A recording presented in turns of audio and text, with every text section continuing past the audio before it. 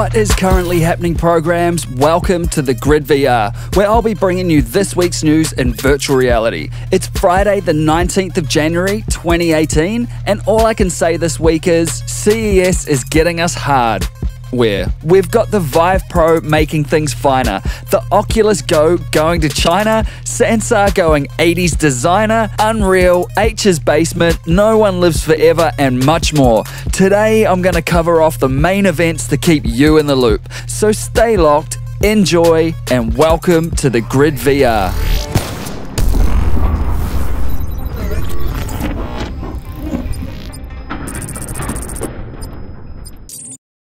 Hello love, been a while but I'm back with a shiny new intro, a new overlay, one new shoe and the same inconsistent semi-legitimate opinions. I missed you all and trust me when I say I've never been busier working on this channel, and 2018 is going to be a huge year for us all. Before we get stuck in today though, I just wanted to share the love and shout out some other VR channels that you should know about if you don't already. So go check out the channels on screen now, I'll put links in the description. And if I've missed any you can think of, then post up in the comments and let's share and spread the VR love in 2018. Now, on with the show. CES 2018 was on in Las Vegas from the 9th to the 12th, and HTC are making the first big move of 2018 with the Vive Pro.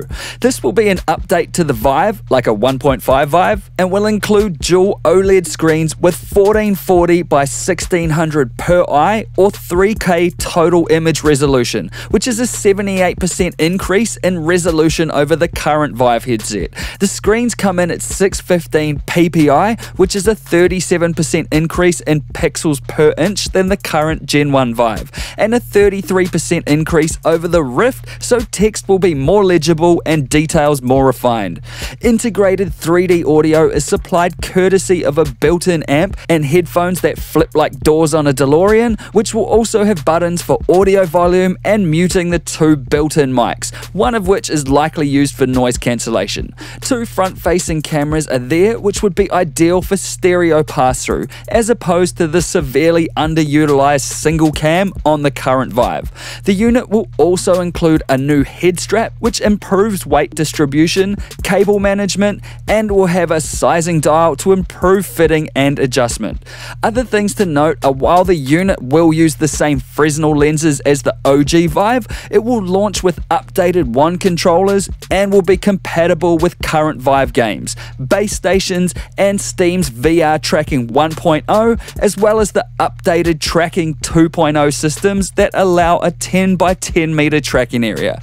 And in addition to all of this, a wireless add-on powered by Intel's WiGig technology will be coming mid-year, which will be compatible with both the Vive Pro and the current Vive. So you can ditch the cables with an officially supported solution. Yeah! But wait, there's more. HTC has also redesigned the Viveport store to be more in line with Steam VR and the Oculus Home environments, and you will be able to try out games in a room scale preview before you buy, which is kinda neat. Will this be enough for HTC to get users over to Viveport from Steam? No, I doubt it. Steam technically has a 2-hour trial period for any experience you like via their refund system, which doesn't affect developers in case you were wondering. Still, Viveport's subscription service is good when starting out.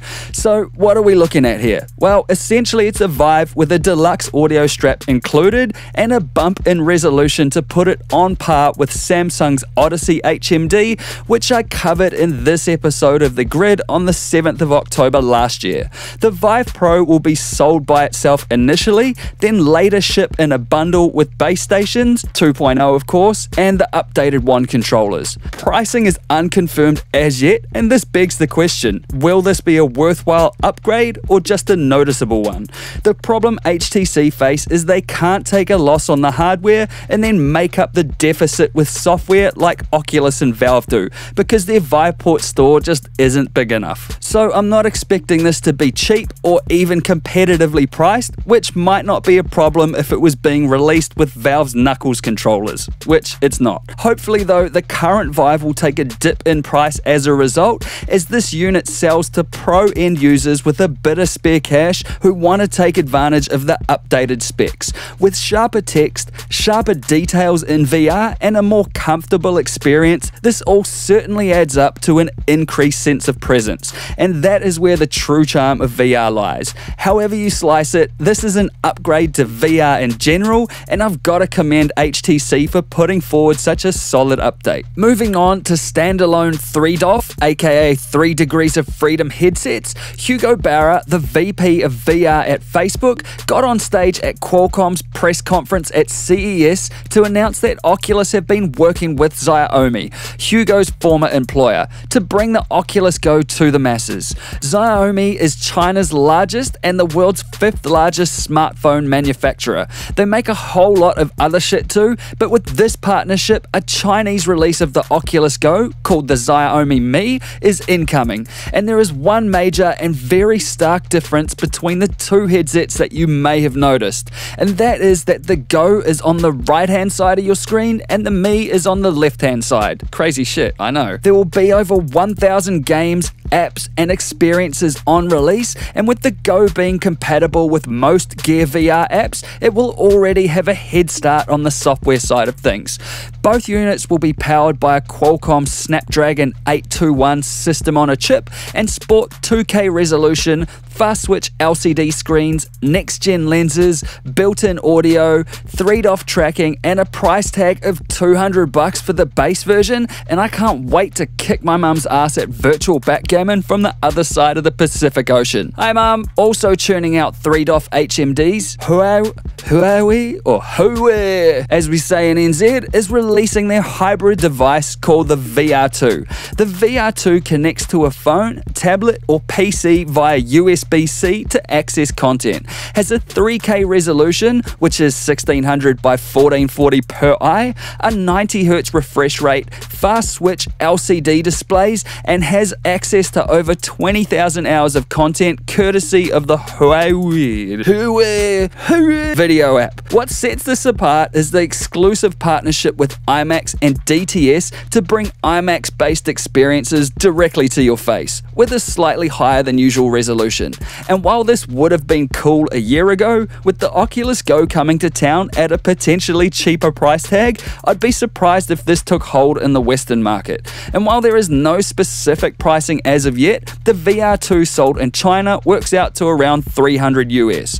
Originally released in November 2017 to the Chinese market, the VR2 will hit Western shores sometime soon. Stepping up to the 6DOF or 6 Degrees of Freedom standalone headset space, Lenovo's Mirage Solo and the Pico Neo are aimed at getting a head start on HTC's Vive Focus and Oculus's upcoming Santa Cruz headsets in Q2 of this year. Both headsets will also require no external sensors to track, and the Mirage Solo will utilize Google's WorldSense 6 Degrees of Freedom tracking, while the Neo will use its own in-house tracking solution as far as I can tell. And both use 3DOF controllers as an input method and are powered by Qualcomm's Snapdragon 835 system on a chip. The Mirage has a disadvantage on the resolution and frame rate side of things though, with 1280 by 1440 pixels per eye at 75 Hz, courtesy of 2 LCD displays, versus the Neo's 1440 by 1600 resolution OLED displays clocked at 90 Hz, which matches the Vive Pro. Both will come with expandable storage options with up to 128 gig and 256 gig micro SDs, and the Mirage Solo will draw content from Google's Daydream platform, where the Neo will source from the Viveport store thanks to their partnership with HTC and the Vive Wave SDK. Now, if I were to be completely stark about it, I'm still not sold on Google's Daydream platform, and reports are coming through that these other headsets don't tend to have the best tracking in the world as yet when compared to what the Rift and Vive currently offer. Pricing wise, price-wise, the Mirage Solo is the cheaper of the two at around $400, though that price isn't confirmed, with the Neo's business-only pre-orders starting at $749. So to me, it looks like the Mirage Solo is aimed at the home market, with the Neo looking more towards the business sector. And with HTC dropping the Western release of their Vive Focus headset for now and cancelling their own Daydream VR headset, it's good to see some early competition in the $6 headset segment of the Western VR market. And briefly, Blade Runner 9732 lets you take a virtual tour through Deckard's apartment and soak in the 80s neo-noir sci-fi atmospheres at your leisure.